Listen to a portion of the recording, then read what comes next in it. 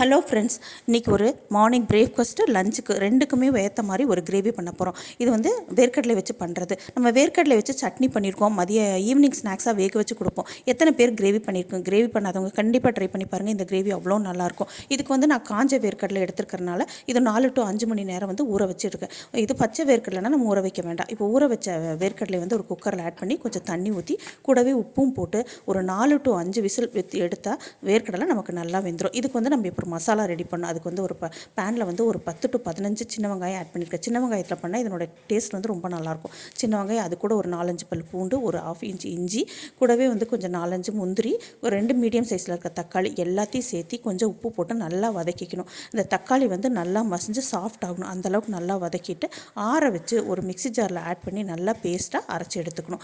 இந்த மாதிரி அரைச்சி எடுத்து பண்ணும்போது நமக்கு வந்து குழம்பு வந்து நல்லா திக்காக கிடைக்கும். அப்போ வந்து சப்பாத்திக்கு, பூரிக்கு அதெல்லாம் வச்சு சாப்பிட்றதுக்கு ரொம்ப நல்லாயிருக்கும். இப்போ ஒரு பேன் வச்சு அதில் வந்து எண்ணெய் ஊற்றி காஞ்சதுக்கப்புறம் கடுகு, கொஞ்சம் சோம்பு, அப்புறம் ஒரு மீடியம் சைஸில் இருக்க பெரிய வெங்காயம், கருவேப்பிலை இதெல்லாம் போட்டு நல்லா வதங்கினதுக்கப்புறம் நம்ம அரைச்சி வச்சுருக்க மசாலாவை ஆட் பண்ணி, இப்போ காரத்துக்கு வந்து நான் 1.5 ஸ்பூன் வந்து குழம்பு மிளகாத்தூள் போட்டிருக்கேன். உங்கள் காரத்துக்கு எவ்வளோ அது கூட ஆட் பண்ணிக்கோங்க. அது கூட 1/4 ஸ்பூன் கரம் மசாலா, 1/4 ஸ்பூன் மஞ்சத்தூள், அப்புறம் நம்ம அரைச்ச மிக்சியில் கொஞ்சம் தண்ணி ஊற்றி நல்லா அந்த மசாலாலாம் தண்ணி ஊற்றி கலந்து அந்த தண்ணி அது கூட ஆட் பண்ணி ஒரு 5 to 10 நிமிஷம் நல்லா கொதிக்க வச்சு அந்த பச்சை வாசம் போகிற அளவுக்கு விடணும். அதுக்கப்புறம் நம்ம வந்து வேக வச்சுருக்கிற வேர்க்கடலையை அது கூட ஆட் பண்ணி இன்னும் ஒரு 5 மினிட்ஸ் விட்டால் வந்து நம்ம குழம்பு நல்லா திக்காக கிடைக்கும். அதுக்கப்புறம் கொத்தமல்லி தலை தூவி இறக்குனா செம்மையாக சுட சுட ஒரு கிரேவி ரெடி ஆயிரும். இது கண்டிப்பாக ட்ரை பண்ணி பாருங்கள். இது சப்பாத்தி, பூரி எல்லாத்துக்குமே ரொம்ப நல்லாயிருக்கும். வேர்க்கடலை நமக்கு நிறைய நியூட்ரிஷன்ஸ் இருக்குதுன்னு நமக்கு தெரியும். இந்த மாதிரி செஞ்சு கொடுக்கும்போது எல்லாம் சாப்பிடுவாங்க. கண்டிப்பாக ட்ரை பண்ணுங்கள். இந்த வீடியோக்கு லைக் பண்ணுங்கள், மறக்காமல் சப்ஸ்கிரைப் பண்ணுங்கள்.